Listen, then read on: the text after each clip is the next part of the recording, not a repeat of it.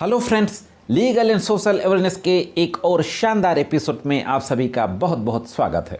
मैं करीम अहमद सिद्दीकी एडवोकेट। कैसे आप सब लोग? उम्मीद करता हूं कि आप सभी लोग स्वस्थ होंगे और अच्छे होंगे। साथियों, एक मामला मेंटेनेंस से संबंधित इलाहाबाद हाई कोर्ट पहुंचता है और इलाहाबाद हाई कोर्ट के द्वारा भी कुछ दिन पहले ही उस मामले में ज़बरदस्त फैसला दिया जाता है। सवाल ये था जो इलाहाबाद हाई कोर्ट के समक्ष था कि मेंटेनेंस के मामले में अगर हस्बैंड के द्वारा अपनी पत्नी के विरुद्ध एडल्टरी में रहने का आरोप लगाया जाता है, एक्स्ट्रा मैरिटल अफेयर्स का आरोप लगाया जाता है, तो क्या मेंटेनेंस का केस को डिसाइड करने से पहले, यानी मेंटेनेंस के इश्यू को डिसाइड करने से पहले, क्या इस इशू पे फैसला किया जाएगा कि वो एडल्टरी में रह रही है कि नहीं रह रही है? इस संबंध में इलाहाबाद हाई कोर्ट का जो फैसला आया है उस पर भी बात करेंगे। जो केस गया था इलाहाबाद हाई कोर्ट, उस केस के फैक्ट को भी देखेंगे। साथ ही साथ इलाहाबाद हाई कोर्ट ने जो फैसला दिया उस फैसले के संबंध में कानून क्या कहता है, जो मेंटेनेंस का जो कानून है उस बारे में भी बातचीत करेंगे। तो दोस्तों, बहुत महत्वपूर्ण जानकारी है।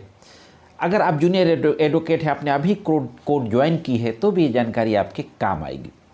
अगर आपका किसी तरीके का हस्बैंड वाइफ के बीच में कोई डिस्प्यूट चल रहा है, इस तरीके का कोई मुकदमा चल रहा है और आपके फैक्ट भी इस केस के फैक्ट से मिलते जुलते हैं, तो भी ये वीडियो आपको देखना चाहिए। जानकारी आपके केस में काम आ सकती है। तो दोस्तों, जुड़े रहे आखिरी तक, देखते हैं कि संपूर्ण जानकारी क्या है।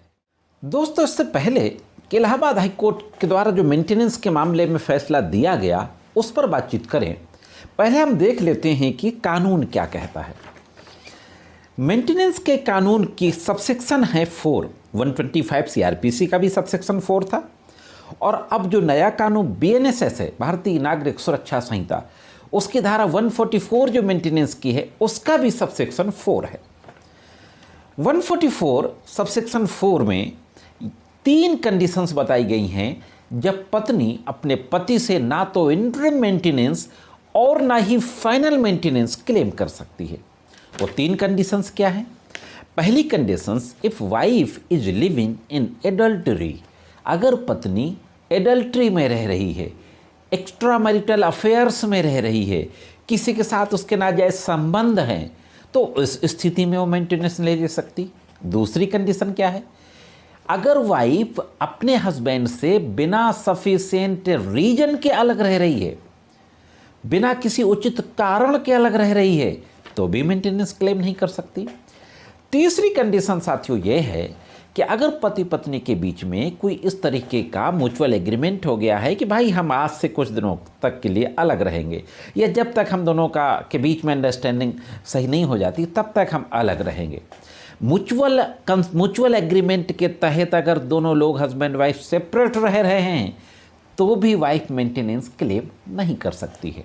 ये 3 कंडीशन हैं मेंटेनेंस के कानून की धारा 144 सबसेक्शन 4 बीएनएसएस में। अब दोस्तों, देखते हैं कि जो इलाहाबाद हाई कोर्ट केस गया उसके फैक्ट क्या थे और उसमें इलाहाबाद हाई कोर्ट के द्वारा फाइनली किस तरीके का जजमेंट दिया गया। दोस्तों, इस मामले के फैक्ट कुछ इस तरीके के थे कि यह मामला फिरोजाबाद की फैमिली कोर्ट का था। एक मेंटेनेंस का केस आता है। जैसे हम जानते हैं कि हस्बैंड वाइफ के बीच में डिस्प्यूट हो जाता है, मैट्रिमोनियल डिस्प्यूट ज़्यादा बढ़ जाता है, कोर्ट कचहरी तक पहुंचता है, तो 498A यानी हैरेसमेंट, क्रुएलिटी का मामला आता है, डोमेस्टिक वायलेंस आता है, साथ में मेंटेनेंस का केसेस भी लगा दिया जाता है पत्नी के द्वारा। तो इसमें मेंटेनेंस का केस वाइफ के द्वारा दाखिल किया जाता है, हस्बैंड हाजिर होता है, अपना जवाब लगाता है, और केस के दौरान हस्बैंड के द्वारा एक इशू उठाया जाता है।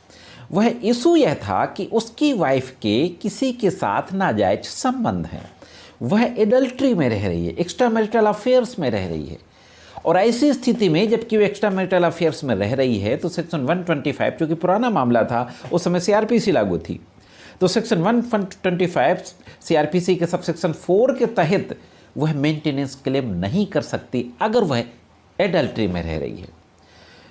फैमिली कोर्ट फिरोजाबाद के द्वारा हस्बैंड की इस बात पे तवज्जो नहीं दी जाती, ध्यान नहीं दिया जाता, और 7,000 रुपया इंटरिम मेंटेनेंस का ऑर्डर कर दिया जाता है।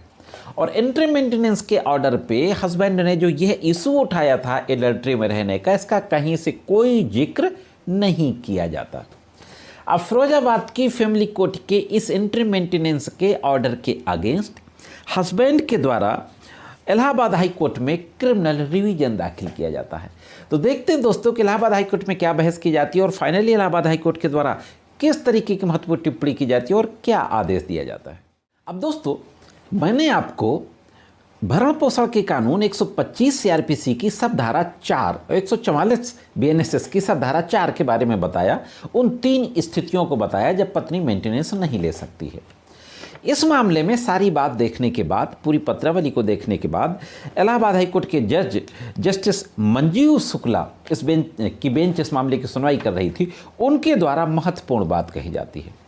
उनके द्वारा कहा जाता है कि 125(4) सीआरपीसी के अवलोकन से स्पष्ट है कि एक बार जब पत्नी के खिलाफ व्यभिचार का स्पष्ट आरोप लगाया जाता है, व्यभिचार मतलब एडल्ट्री में रहने का, एक्स्ट्रा मैरिटल अफेयर्स में रहने का, यह आरोप लगाया जाता है तो धारा 125 सीआरपीसी के तहत मामले के निपटने वाली संबंधित अदालत को यानी कोर्ट को व्यभिचार के मुद्दे पर फैसला करना होता है। यह देखना होता है कि जो हस्बैंड ने आरोप लगाया है कि वह एडल्ट्री में रह रही है, तो कोर्ट को यह देखना होता है कि क्या वाकई वाइफ एडल्ट्री में रह रही है।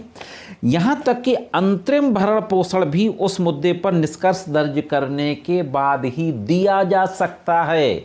महत्वपूर्ण प्रिंसिपल लेट डाउन कर दिया गया साथियों कि इंटरिम मेंटेनेंस की एप्लीकेशन की भी अगर सुनवाई की जा रही है और इंटरिम मेंटेनेंस की एप्लीकेशन के सुनवाई के दौरान हस्बैंड के द्वारा यह आरोप लगाया जाता है कि पत्नी उसकी व्यभिचार में रह रही है, तो भी अदालत को पहले उस आरोप पे फैसला लेना होता है। सीधे सीधे हाईकोर्ट ने माना कि पत्नी के खिलाफ व्यभिचार के आरोपों पर धारा 125 सीआरपीसी के भरण पोषण के आवेदन से पहले व्यभिचार की इशू पर निर्णय लेना चाहिए। हाँ दोस्तों, मेंटेनेंस के मामले में अगर इस तरीके का आरोप है तो पहले उस पर निर्णय लेना चाहिए। इस तरीके से न्यायालय ने पाया कि ट्रायल कोर्ट ने किसी भी तरीके की एडल्ट्री का जिक्र तक नहीं किया अपने इंटर मेंटेनेंस के ऑर्डर में। पहले ये तय करे कि वाइफ एडल्ट्री में रह रही कि नहीं, इसके बाद मेंटेनेंस का ऑर्डर करे। महत्वपूर्ण बात कही गई साथियों। और यह महत्वपूर्ण टिप्पणी करते हुए ट्रायल कोर्ट के इंटर मेंटेनेंस के ऑर्डर को स्टे कर दिया और दोबारा मामले की सुनवाई करने को कहा गया। दोस्तों, ये जो केस था डॉक्टर वीरेंद्र कुमार बनाम उत्तर प्रदेश राज्य क्रिमिनल रिवीजन नंबर 6106/2023, केस की पूरी डिटेल आपके स्क्रीन पर है। अब दोस्तों, यहाँ पर मेरी राय क्या है कि 144 और या 125 सीआरपीसी सबसेक्शन 4 में 3 स्थितियाँ दी गई हैं। पहला एडल्ट्री का, दूसरा बिना सफिशिएंट रीजन के बाहर रहने का, और तीसरा आपसी सहमति से अलग रहने का। तो अगर इन तीनों में से कोई भी एक आरोप लगाया जाता है तो भी अदालत को पहले उस आरोप पे फैसला लेना चाहिए, ऐसा मेरा व्यक्तिगत मानना है साथियों। दोस्तों, जानकारी कैसी लगी कमेंट्स करके ज़रूर बताएं। जाने से पहले बात मैं ज़रूर कहना चाहूँगा कि अगर आप चैनल में नए हैं और वीडियो को पहली बार देख रहे हैं तो चैनल को सब्सक्राइब करके बेल बटन को हिट करके ऑल पे ज़रूर सेट कर दें। मेरे द्वारा जो ये कानून की महत्वपूर्ण जानकारियाँ दी जाती हैं आपको अच्छी लगती हों तो मेरी वीडियोज़ को लाइक और शेयर करते रहा करें। मिलते हैं किसी अन्य एपिसोड में कानून की कुछ अन्य जानकारियों के साथ। तब तक महत्वपूर्ण कानूनी जानकारियों के लिए देखते रहें लीगल एंड सोशल अवेयरनेस।